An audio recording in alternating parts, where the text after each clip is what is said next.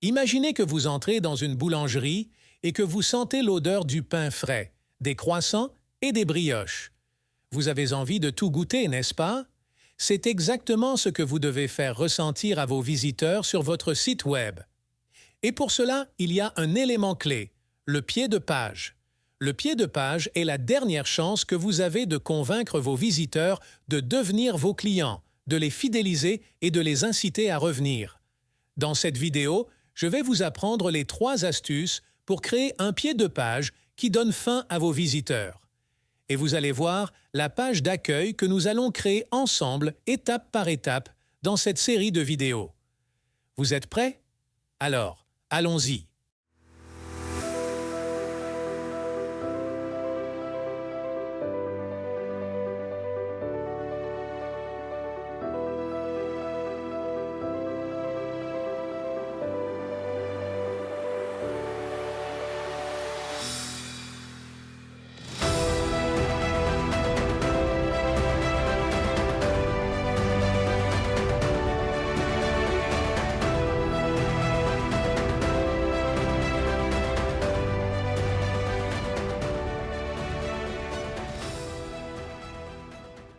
Vous voulez créer votre site Internet, mais vous ne savez pas comment faire?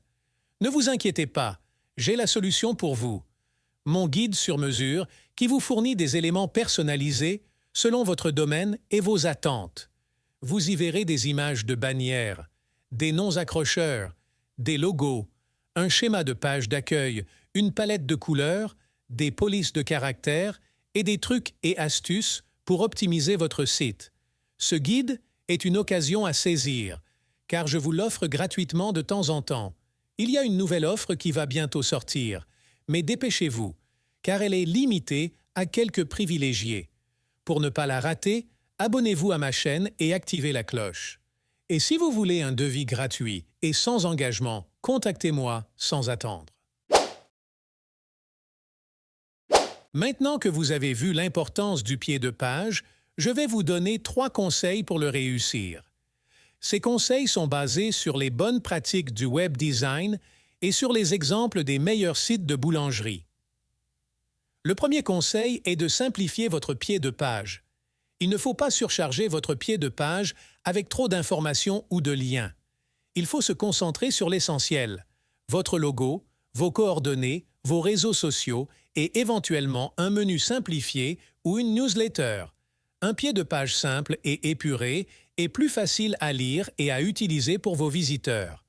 Par exemple, dans notre section, nous avons choisi un pied de page minimaliste avec seulement 3 éléments: le contact, les informations générales et les réseaux sociaux. Le deuxième conseil est de hiérarchiser votre pied de page. Il faut organiser votre pied de page en fonction de la priorité et de la pertinence des informations. Il faut mettre en évidence les éléments les plus importants, comme votre logo, votre slogan, votre appel à l'action ou votre newsletter. Il faut aussi utiliser des titres, des séparateurs, des couleurs ou des icônes pour structurer votre pied de page et faciliter la navigation. Par exemple, dans notre section, nous avons utilisé des titres en gras pour chaque élément, des lignes horizontales pour séparer les éléments et des icônes pour illustrer les réseaux sociaux. Le troisième conseil est d'harmoniser votre pied de page. Il faut que votre pied de page soit cohérent avec le reste de votre site Web, en termes de design, de couleurs, de police et de ton. Il faut aussi que votre pied de page soit adapté à votre cible, à votre secteur et à votre image de marque. Il faut que votre pied de page reflète votre identité et votre personnalité. Par exemple, dans notre section, nous avons choisi un pied de page qui correspond à notre site web de boulangerie, avec des couleurs chaudes, une police élégante et un ton convivial. Si vous suivez ces conseils, vous allez créer un pied de page qui va séduire vos visiteurs et les fidéliser. Dans la partie suivante, nous allons passer à la pratique et voir comment créer votre pied de page. Très bien, vous avez maintenant les bases théoriques pour créer un pied de page efficace. Dans cette partie, je vais vous montrer comment mettre en pratique ces conseils avec WordPress et le plugin Elementor. Vous allez voir, c'est très simple et rapide. Suivez-moi.